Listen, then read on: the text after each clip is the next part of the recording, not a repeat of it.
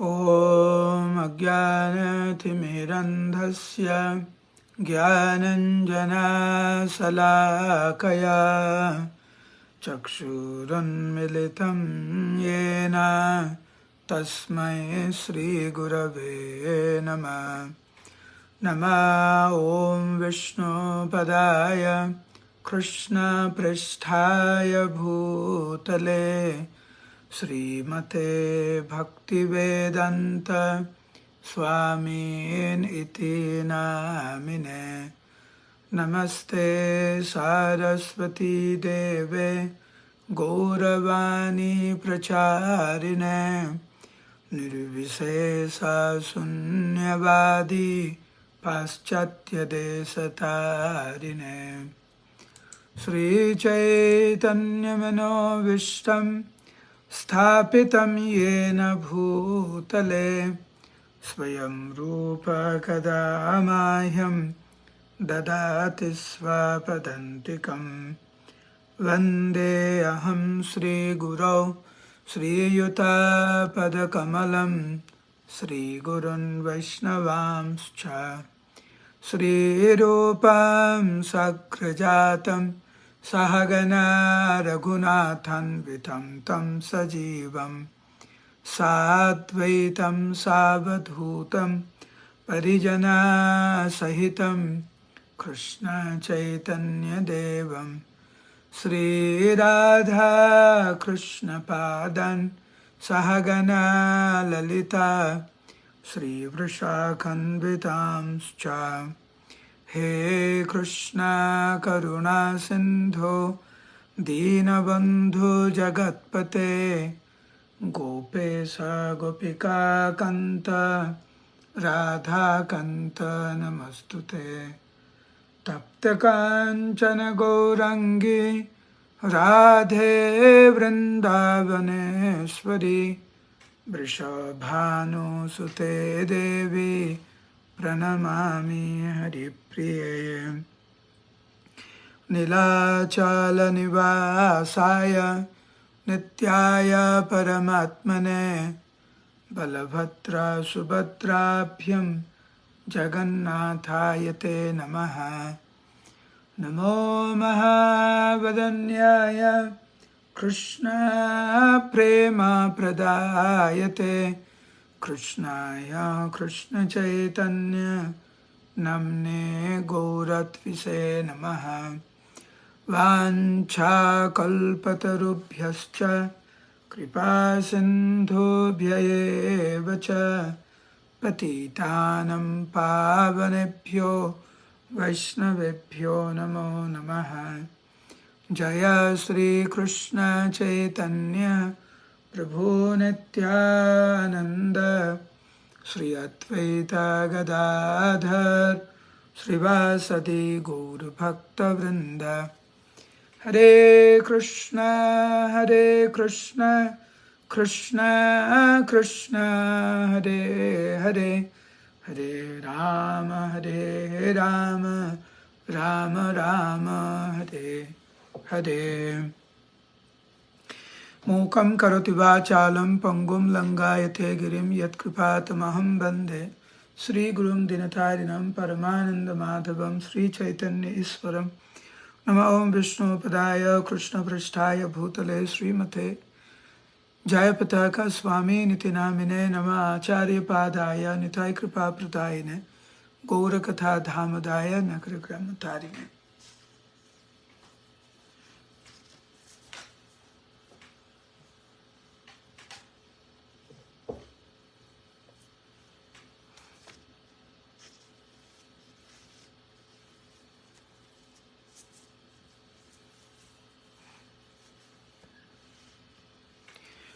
हरे कृष्ण। उपस्थित समस्त गौर भक्तवृंद श्री चरण कमले আমার সশ্রদ্ধ প্রণাম। আপনাদের কৃপা ভিক্ষা চাইছি। ধারাবাহিকভাবে আমরা শ্রীমদ্ ভাগবত থেকে আমরা শ্রবণ করছি। গতকাল আমরা শ্রবণ করছিলাম যে কিভাবে মহাদেব অত্যন্ত বিষণ্ণ হয়েছিলেন, কিভাবে তার অনুগামীরা এবং দক্ষ এবং ভৃগুমুনির অনুগামীরা কিভাবে একে অপরকে দোষারোপ করছে, অভিশাপ দিচ্ছে,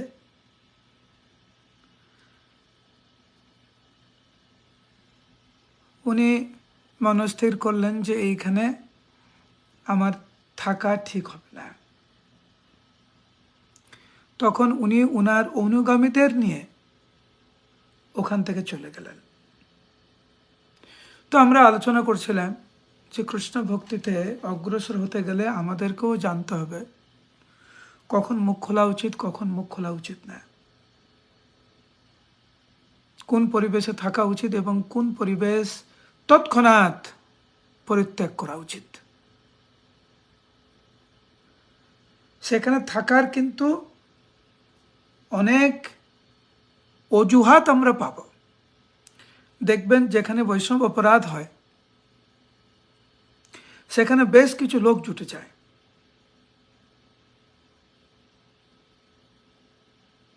তারা সেখান থেকে আনন্দ পায়। দেখবেন দুইজন ঝগড়া করছে, মারামারি করছে, আর বাকিরা ফোন নিয়ে ব্যস্ত সেটাকে ভিডিও তোলার। ঝগড়া থামানোর থেকে ভিডিও তোলার জন্য লোকরা ব্যস্ত। আমাদের জীবনটা হয়ে গেছে ওই রকম। কৃষ্ণ ভক্তি থেকে আনন্দ পাই না, সেই জন্য প্রজল্প থেকে, বৈষ্ণব অপরাধ থেকে সাময়িক সুখ পাওয়ার জন্য আমরা তৎপর, যা আমাদের জীবনে ভয়ঙ্কর পরিণতি ডেকে নিয়ে আসে। যাই হোক, মহাদেব সমস্ত অনুগামীদের নিয়ে চলে গেলেন, কিন্তু যজ্ঞ হলো। কারণ এই যজ্ঞটা ভগবানের উদ্দেশ্য করা হয়েছিল।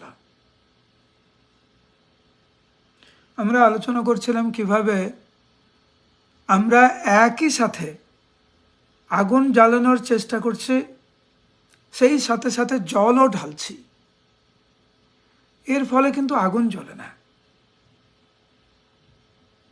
ঠিক সেরকম ভক্তিপথে এগোনোর চেষ্টা করছি আর বৈষ্ণব অপরাধ করছি, এটা কিন্তু একসাথে চলে না। যাই হোক,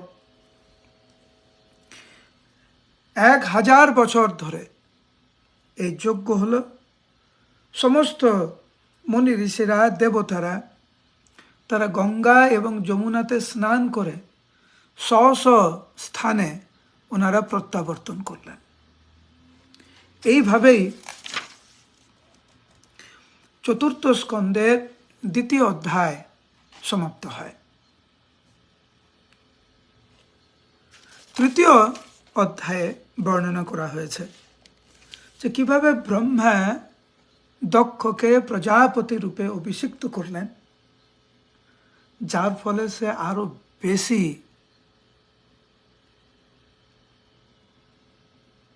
গর্ববোধ করেছিলেন বা আরো বেশি অহংকার তার হয়েছিল। তো কখনো কখনো আমরা দেখি যে কিছু প্রতিভা, কিছু ঐশ্বর্য, কিছু জনবল, কিছু ধনবল আমাদেরকে আরো বেশি করে অহংকারী করে তোলে, যা ভগবত ভক্তির পরিপন্থী। সেই ঐশ্বর্য বা সেই প্রতিভার কি মূল্য আছে যদি সেই ঐশ্বর্য এবং প্রতিভা আমাদের ভগবত ভক্তি থেকে বিচ্যুত করে? হতে পারে দক্ষ প্রজাপতি,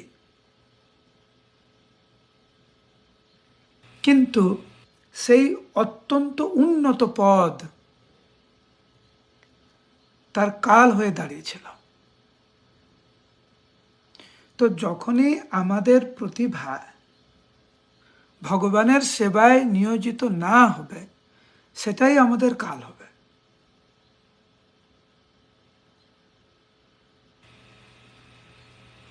প্রত্যেকের মধ্যে কিন্তু কোনো না কোনো প্রতিভা রয়েছে, কম বেশি ঐশ্বর্য রয়েছে, কেউ না কেউ আমাদের কথা শুনে। এই গুণগুলি যদি আমরা ভগবানের সেবায় যথার্থ রূপে নিয়োগ না করতে পারি, তাহলে আমাদের বিপদ ডেকে নিয়ে আসবে। আমরা যত বড় হই না কেন, আমরা ক্ষুদ্র মানব, আর আমাদের তুলনা অনুযায়ী প্রজাপতি দক্ষের প্রতিভা, উনার ঐশ্বর্য, উনার ধনবল, জনবল আমাদের কল্পনার অতীত।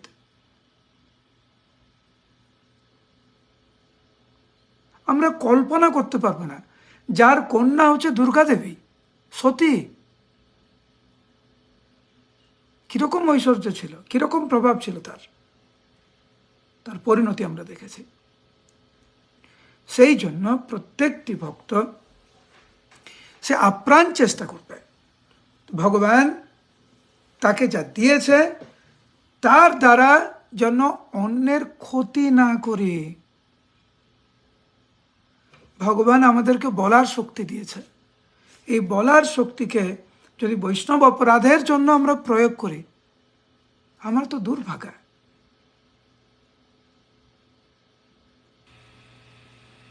আমরা যদি কথা বলার শক্তি আমাদের রয়েছে, বাক শক্তি যদি আমাদের রয়েছে, সেই বাক শক্তিকে ভগবানের ভক্তের মহিমা প্রকাশ করা উচিত। যাই হোক, প্রজাপতি দক্ষ এই বাজপেয় নামক একটি যজ্ঞ উনি শুরু করেছিলেন, এবং যেহেতু প্রজাপতি দক্ষ সেই যজ্ঞের অনুষ্ঠান করেছিলেন, সেই জন্য সমস্ত মুনি ঋষিরা এবং দেবতারা আবার সেই যজ্ঞতে অংশগ্রহণ করার জন্য সেখানে যাচ্ছিলেন তাদের স্ত্রীদেরকে নিয়ে।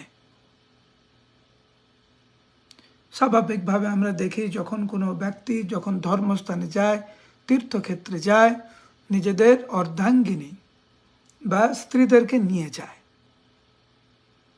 যখন কোনো অনুষ্ঠানে যায় তখন তারা খুব, বিশেষ করে মায়েরা, নিজেদেরকে খুব সুন্দরভাবে সজ্জিত করে যায়।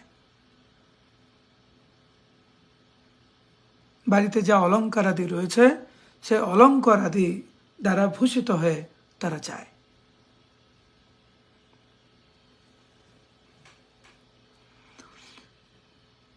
তো মহাদেবের পত্নী সতী দেখলেন যে উনার পাশ দিয়েই বিভিন্ন দেবতারা, মুনি ঋষিরা তাদের স্ত্রীদেরকে নিয়ে কত সুন্দর করে নিজেদেরকে সাজিয়ে তারা উনার পিতার যজ্ঞতে যাচ্ছে। একবার চিন্তা করলেন, কই বাবা তো আমাকে একবারও বলল না, নিমন্ত্রণ করলো না, তো সবাইকে ডেকেছে, আমাকে তো বলল না, আমার স্বামীকে তো বলল না। তা সত্ত্বেও উনার মনে একটা ইচ্ছা জেগেছে যে উনি ওনার বাবার আয়োজিত যজ্ঞে উনি অংশগ্রহণ করবেন। সেই জন্য অত্যন্ত উৎসাহ সহকারে ওনার প্রভু মহাদেবের কাছে গিয়ে বললেন যে হে প্রভু, আপনার শ্বশুর এক মহাযজ্ঞ অনুষ্ঠান করছে, যজ্ঞে সমস্ত দেবতারা নিমন্ত্রিত পেয়ে তারা ওইখানে যাচ্ছে। আপনি যদি মনে করেন যে এটা ঠিক, তাহলে চলুন আমরা যাই। এইটা কিন্তু স্ত্রীর পক্ষে যথার্থ। আপনি যদি মনে করেন, চাপিয়ে দেওয়া উচিত নয়। তো সতী দেবী উনি মহাদেবের কাছে খুব বিনম্র চিত্তে প্রথমে অনুরোধ করেছিলেন যে আপনি যদি মনে করেন তাহলে আমরা যেতে পারি।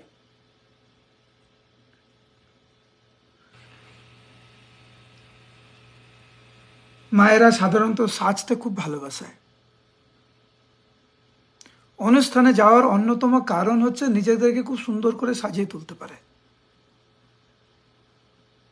শুনতে হয়তো অন্যরকম লাগছে, কিন্তু এটা ভাগবতের বর্ণনা। কারণ সতী দেবী নিজেই মহাদেবকে বলছে যে আমার বাবা আমাকে যে অলংকার দিয়েছে তার দ্বারা খুব সুন্দর করে আমি নিজেকে সেজে আমি সেই যজ্ঞ যেতে চাই।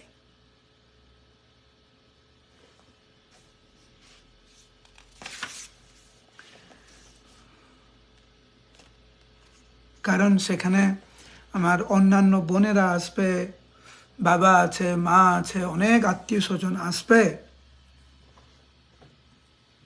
সেই জন্য আমি যেতে অত্যন্ত উৎসুক। একটা জিনিস লক্ষ্য করবেন, মহাদেব কিন্তু চুপ আছে, একটা কিছু কথা বলছে না, সতী বলেই যাচ্ছে। বিভিন্ন কারণ দেখাচ্ছে কেন সতী তার যাওয়া উচিত। একটি কারণ হচ্ছে, কারণ ওটা আমার জন্মস্থান। যারা বিবাহিত মাতাজিকে জিজ্ঞাসা করবেন, বিবাহের পরে মাঝে মাঝে কিন্তু বাপের বাড়ি বলে না বাংলায়, বাপের বাড়ি যাব, জন্মস্থানে যাওয়ার একটা ইচ্ছা জাগে। তো প্রথমে উনি বলছেন, সতী বলছেন, অনেক আত্মীয় স্বজন আসবে, সবাই কত সুন্দর করে সেজেছে, আমিও সাজবো, ওটা আমার জন্মস্থান, আমার বাপের বাড়ি, আমি যেতে চাই, ইত্যাদি ইত্যাদি। মহাদেবকে অনেকভাবে বোঝানোর চেষ্টা করছে, কিন্তু মহাদেব কোনো উত্তর দিচ্ছে না। যেহেতু কোনো উত্তর দিচ্ছে না, সেই জন্য সতী দেবী হয়তো ভাবছেন যে আমার স্বামী যেতে চাইছে না এই কারণে যেহেতু আমার বাবা ওনার জামাইকে নিমন্ত্রণ করেনি।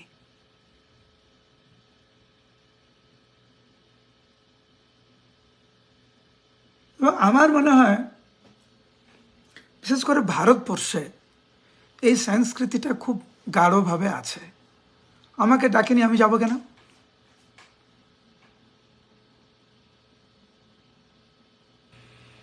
তখন সতী দেবী মহাদেবকে বলছেন যে হে প্রভু, যদিও আপনাকে নিমন্ত্রণ করেনি, কিন্তু বন্ধু, স্বামী, গুরু অথবা পিতার গৃহে বিনা নিমন্ত্রণেও যাওয়া যায়। বন্ধু সবসময় নিমন্ত্রণ করবে এরকম কোনো কথা নেই। স্বামীর বাড়িতে যাবেন, ধরুন মাতাজি ওনার বাপের বাড়িতে এসছে, স্বামী আপনাকে নিমন্ত্রণ করেনি, আপনি কি যাবেন না? গুরু আপনাকে নিমন্ত্রণ করেননি, আপনি কি যাবেন না? পিতা আপনাকে নিমন্ত্রণ করেননি, আপনি কি যাবেন না? এটাই তো শাস্ত্রের বিধান, যে বন্ধু, স্বামী, গুরু অথবা পিতা যদি নিমন্ত্রণ নাও করে তবু যাওয়া যায়। আমি আপনার স্ত্রী, আমি আপনার অর্ধাঙ্গিনী, এইটি আমার ইচ্ছা, দয়া করে আপনি চলুন।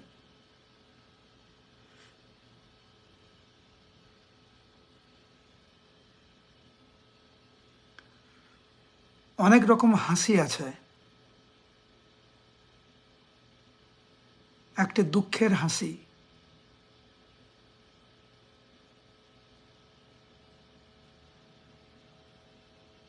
একটা উদ্বেগের হাসি,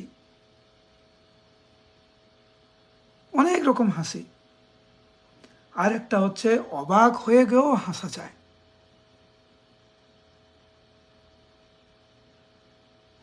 এইখানে পার্বতী দেবীর বা সতী দেবীর এই কথা শুনে কিন্তু মহাদেব অবাক হয়েছিলেন। কারণ সতী জানতেন পূর্বে কি ঘটনা ঘটেছে। পূর্বের সমস্ত ঘটনা ঘটা সত্ত্বেও ওনার স্ত্রী যে এইভাবে বলছে, এইটা দেখে কিন্তু এইটা মানে দর্শন করে মহাদেব বিস্মিত হয়েছিলেন।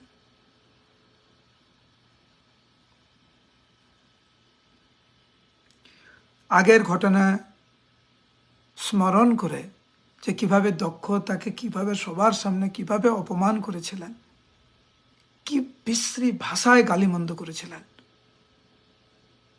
সবার সামনে।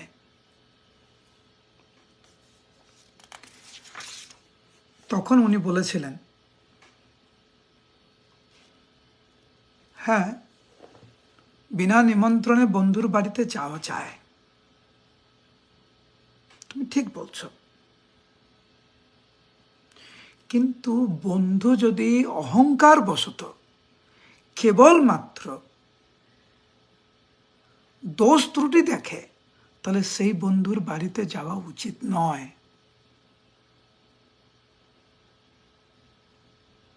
তুমি কেন এরকম আত্মীয়ের বাড়িতে যাবে যেখানে তুমি দুঃখ পাবে, যেখানে তুমি কষ্ট পাবে, যেখানে তোমাকে লাঞ্ছিত হতে হবে, অপমানিত হতে হবে? কেন? কারণ সে হচ্ছে অহংকারে পূর্ণ। তুমি কেন যেতে চাইবে?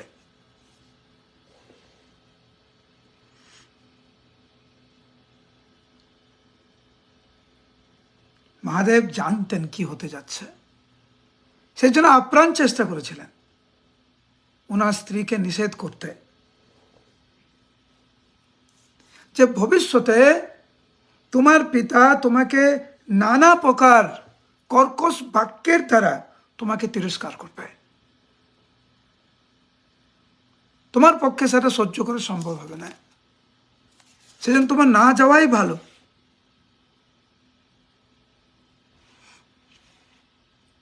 বিদ্যা, তপস্যা, বিত্ত, সৌন্দর্য, যৌবন এবং আভিজাত্য, এই 6টি মহাত্মাদের গুণ। কিন্তু যারা সেইগুলি লাভ করার ফলে গর্বান্ধ হয় এবং তার ফলে তাদের সদ্বুদ্ধি বা বিবেক হারিয়ে ফেলে, তখন তারা মহৎ ব্যক্তিদের মহিমা দর্শন করতে পারেন না।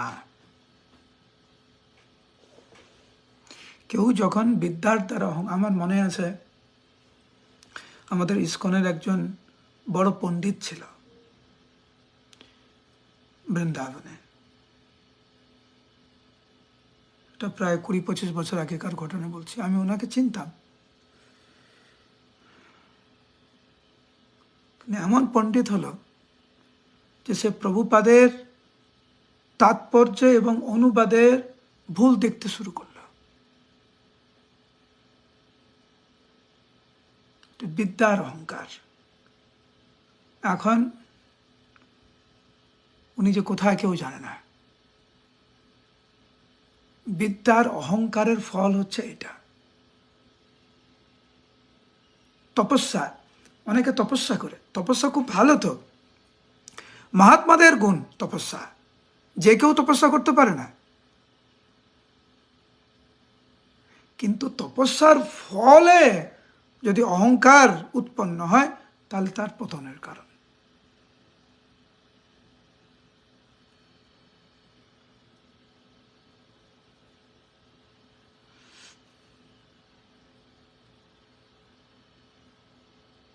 তো যারা হচ্ছে অহংকারে মত্ত হয়ে কেবলমাত্র দোষ দর্শন করবে, তুমি যদি এমন একজনের বাড়িতে যাও, সে কেবল তোমার দোষ দর্শন করবে, তোমাকে খারাপ দৃষ্টিতে দেখবে এবং তোমাকে এই ভ্রুকুটি করাল ক্রোধ নেত্রে দর্শন করবে, সে আমাদের আত্মীয় স্বজন হলেও তার গৃহে যাওয়া উচিত নয়।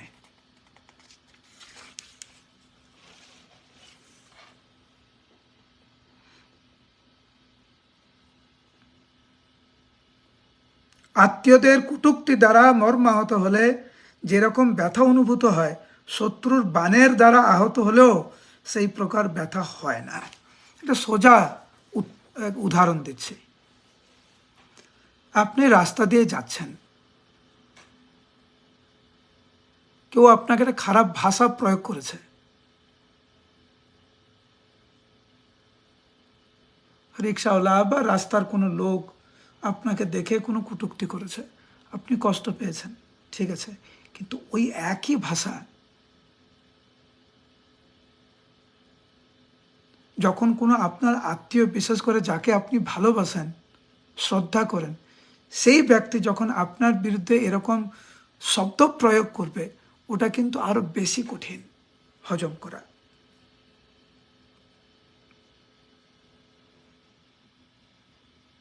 আমি জানি তুমি তোমার পিতার আদরের কন্যা, কিন্তু যেহেতু তুমি এখন আমার সাথে সম্পর্কিত, যেহেতু তুমি এখন আমার স্ত্রী, সেই জন্য তুমি যদি ওখানে যাও, তুমি অনাদর পাবে, তুমি অনেক দুঃখ পাবে। সেই জন্য আমার মনে হয় তোমার ওখানে যাওয়া উচিত না।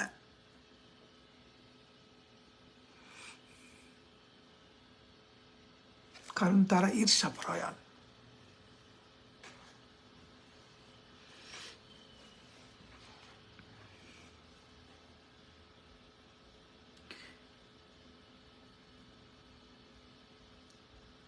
কোনো ঈর্ষাপরায়ণ ব্যক্তির কাছে আপনি যেইভাবেই নিজেকে তুলে ধরুন না কেন, সে নিন্দা করবে। যদি আমি একটা ছোট্ট উদাহরণ দিই, নিজের অভিজ্ঞতা থেকে বলছি। ধরুন, যিনি ঈর্ষাপরায়ণ, তার সামনে যদি জব করেন, সে বলবে, ভক্ত হয়ে গেছে, জব দেখাচ্ছে, হয়ে গেল, জব করছেন না। তখন বলবে, ভক্ত হয়েছে আবার জব করছে না, যাবেন কোন দিকে? বুঝতে পারছেন? কোন দিকে যাবেন আপনি? সেই জন্য মহাদেব বলছে ঈর্ষাপরায়ণ লোকদের থেকে দূরে থাকতে। কারণ আপনি যাই করবেন, ও নিন্দা করবে। সে যদি আপনার নিজেরও হয়, সে নিন্দা করবে। কারণ এই যে অহংকার এবং হিংসা, এটা এতই শক্তিশালী যে বাদ বিচার করার যে ক্ষমতাটা, সেটা পুরো নষ্ট করে ফেলে। সেই জন্য আমরা কলিযুগে দেখি কখনো বাবা মা সন্তানদের প্রতি হিংসা করে, সন্তানরা পিতার মাতার প্রতি হিংসা করে, শিক্ষক ছাত্রের প্রতি হিংসা করে, গুরু শিষ্য শিষ্যার প্রতি হিংসা করে, রাজা প্রজার প্রতি হিংসা, প্রজা হচ্ছে রাজার প্রতি হিংসা। সেখানে শান্তি কোথায় থাকবে? কি করে সম্ভব?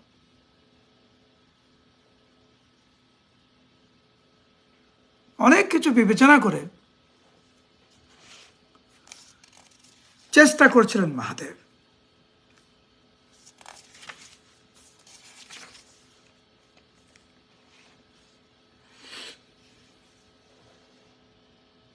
হয়তো তোমার কোনো দোষ নাই, কিন্তু যিনি ঈর্ষাপরায়ণ, তিনি দোষ খুঁজে বের করবেই করবে। আমি জপের উদাহরণ দিলাম। এমনি জব করছেন, ও এসে বলবে, জব দেখাচ্ছে, শুদ্ধভক্ত হয়ে গেছে।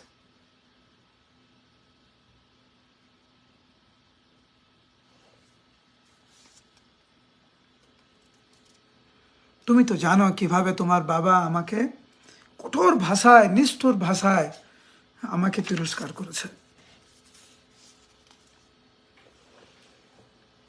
তো মোটামুটি সতী মাতা বুঝতে পেরেছে যে উনার স্বামী একদম চায় না যে উনার বাবার গৃহে যাক।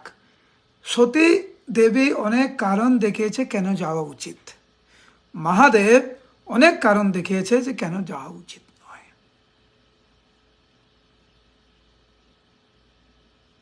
এখন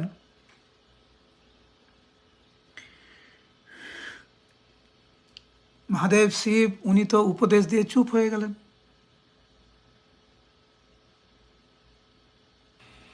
বুদ্ধিমানের কাজ, আপনার কাজ আপনি করুন, তারপরে একটু শান্ত হন। আর কি করবেন? কত ঝগড়াঝাটি করবেন, কত মারামারি করবেন?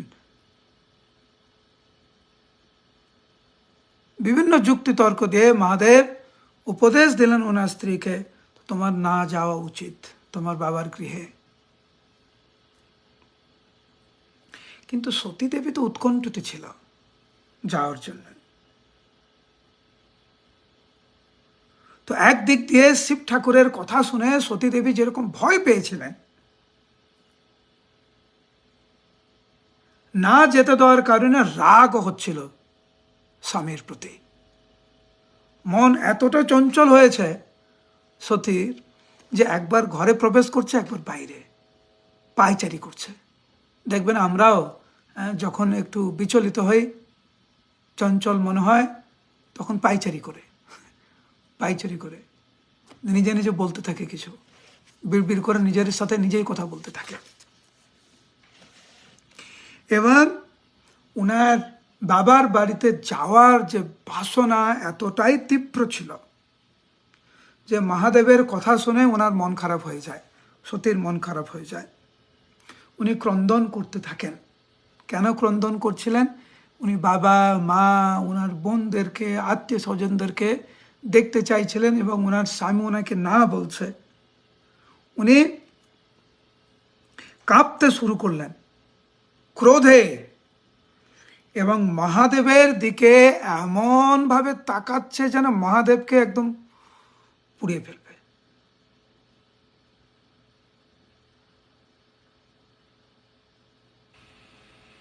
জানে আমি পোড়াতে পারবো না, উনি তো মহাদেব, ওনাকে কি করে পুড়াবে?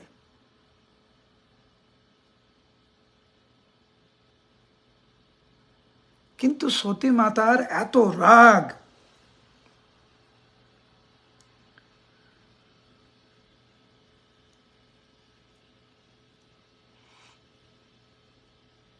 যেখানে প্রভু না বলছে, প্রভুকে ত্যাগ করে সতী দেবী চলে গেলেন গৃহত্যাগ করে, একা একা পায়ে হাঁটতে হাঁটতে।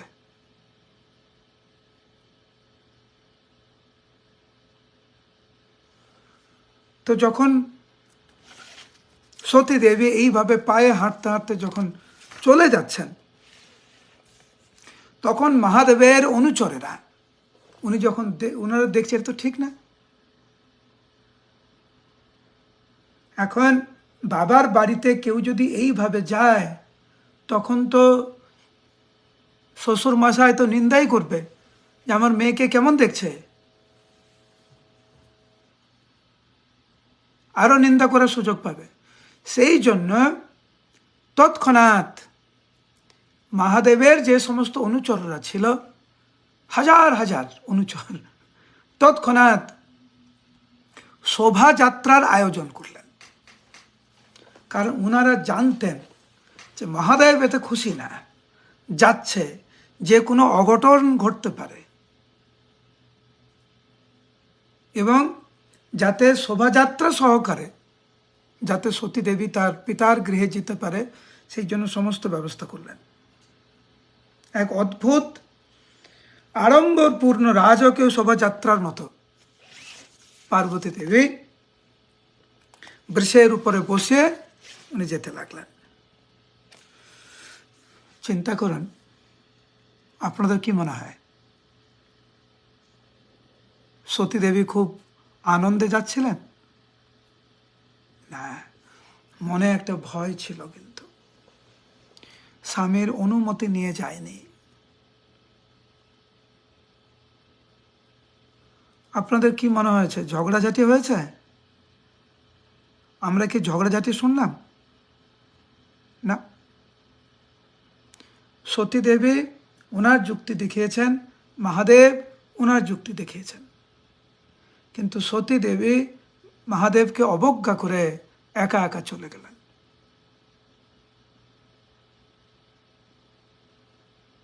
সেই জন্য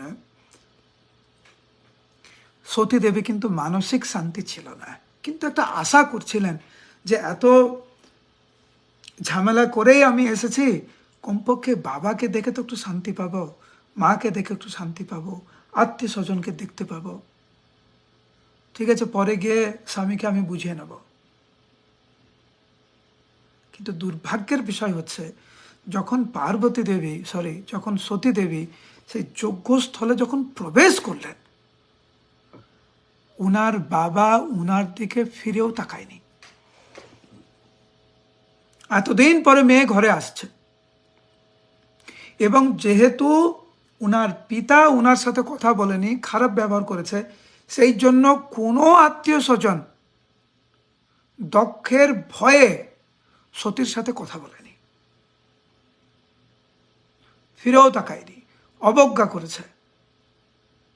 কেবলমাত্র উনার মা এবং উনার বোনেরা আগে এসে আলিঙ্গন করেছে। কিন্তু যখন দেখছে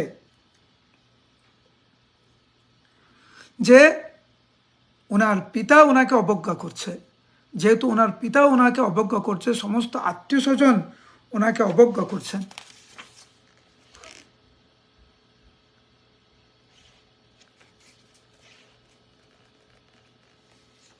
ওনার মা ওনাকে সম্ভাষণ করলেও সতী দেবী এটা কোনো কিছুই মেনে নিতে পারেননি, অনেক কষ্ট পেয়েছেন। এবং ওনাকে বসার জন্য আসন দিয়েছে, অনেক অলংকার দিয়েছে, উপহার দিয়েছে, কিন্তু সতী দেবী কোনো কিছু নিতে রাজি না। এত অপমান!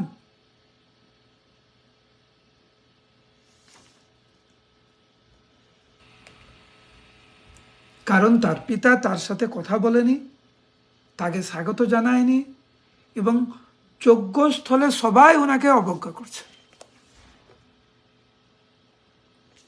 এবং উনি দেখলেন যে ওনার স্বামী যা যা বলেছে সবই ঠিক। এই পুরো যজ্ঞ আয়োজন করা হয়েছে, সমস্ত দেবদেবীদেরকে নিমন্ত্রণ করা হয়েছে, কেবল ওনার স্বামীকেই করা হয়নি। সবার জন্য আসন, এমনকি কিছু কিছু দেবতারা যারা এখনো পৌঁছায়নি তাদের জন্য নির্দিষ্ট আসন, কিন্তু দেবাদিদেব মহাদেব ওনার জন্য কোনো আসন নেই, যোগ্য ভাগ ওনাকে দেওয়া হবে না। সেই জন্য পিতার দিকে এমনভাবে দৃষ্টিপাত করলেন সতী দেবী যেন তিনি তার পিতাকে ভস্ম করে দেবে। এই সমস্ত কিন্তু মহাদেবের অনুচরেরা দেখছে যে কিভাবে মহাদেবের পত্নীকে কিভাবে দক্ষ এবং দক্ষের অনুচরেরা কিভাবে অপমান করছে সতীকে। তারা তৎক্ষণাৎ অস্ত্র নিয়েছে, সবাইকে মেরে ফেলবে একদম যুদ্ধে। সতীদেবী দেখলেন যে মহাদেবের অনুচরেরা অস্ত্র শস্ত্র উঠিয়েছে যুদ্ধ করার জন্য, কিন্তু সতীদেবী তাদেরকে শান্ত করলেন, না এটা করতে চেও না।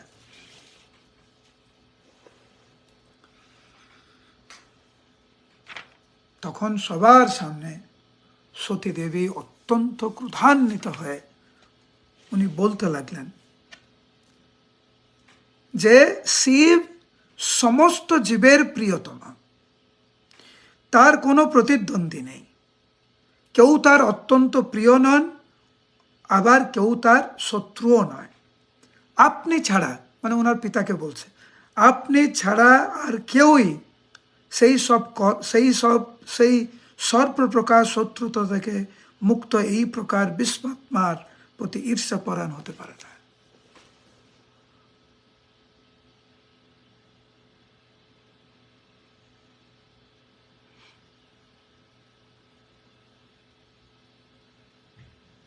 ভক্তের গুণ হচ্ছে যে কারুর মধ্যে যদি অল্প একটু গুণও থাকে সেটাকে মহৎ বলে প্রশংসা করা। আর দুর্ভাগা সেই জন যে হচ্ছে সৎ মানুষের মধ্যে, ভালো ভক্তের মধ্যে কেবল দোষ ত্রুটি খুঁজে বেড়ায়। আপনি হচ্ছেন তার মধ্যে পড়েন, সেই দুর্ভাগাদের মধ্যে পড়েন, সতীদেবী বললেন।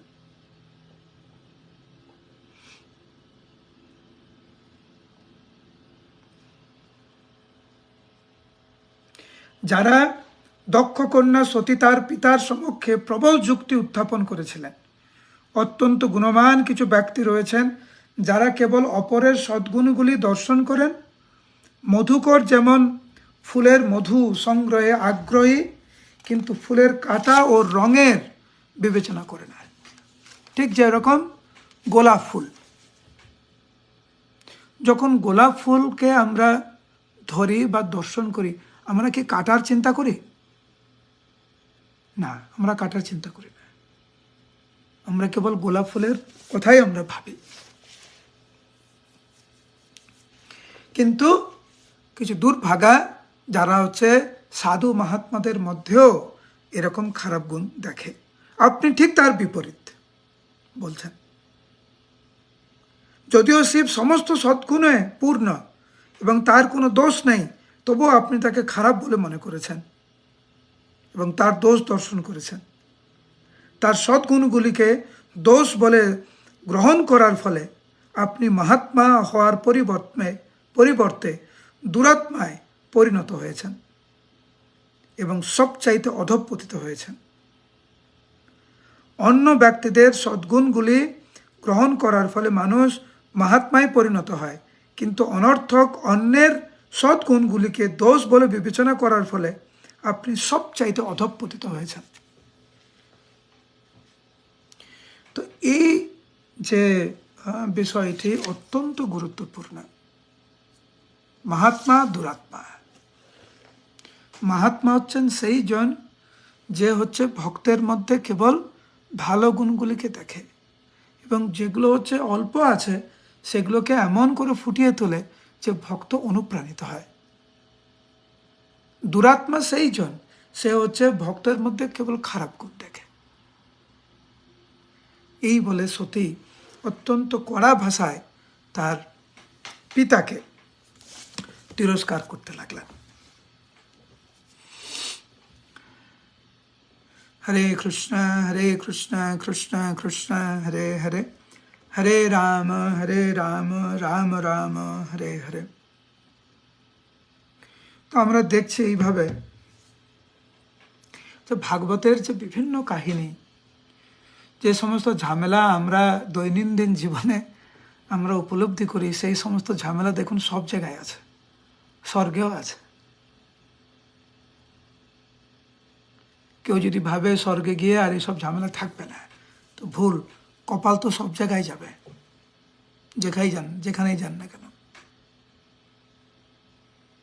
তো স্বর্গেও এই সমস্ত ঝামেলা, এইগুলো বিবেচনা করে একজন ভক্ত সে আপ্রাণ চেষ্টা করে নিজেকে সংশোধন করে নিতে। সংশোধনের সবচাইতে গুরুত্বপূর্ণ পথ নামের আশ্রয় গ্রহণ করে। কেউ যদি নামের আশ্রয় গ্রহণ করে, স্বাভাবিকভাবে এই জড়জগতের যে সমস্ত প্রতিবন্ধকতাগুলি রয়েছে সেগুলো থেকে সে বেরিয়ে আসতে পারবে। তা না হলে জীবন অনেক দুষ্কর, অনেক কঠিন পরিস্থিতির মধ্যে দিয়ে একজন ভক্তকে এগোতে হয়। কিন্তু ভক্ত জানে এইটাই একমাত্র পন্থা। হরে কৃষ্ণ। অলরাইট, তো আজকের আমরা ক্লাস এখানেই সমাপ্ত করছি। আগামীকাল আমরা আবার এখান থেকেই আমরা আবার শুরু করব। হরে কৃষ্ণ।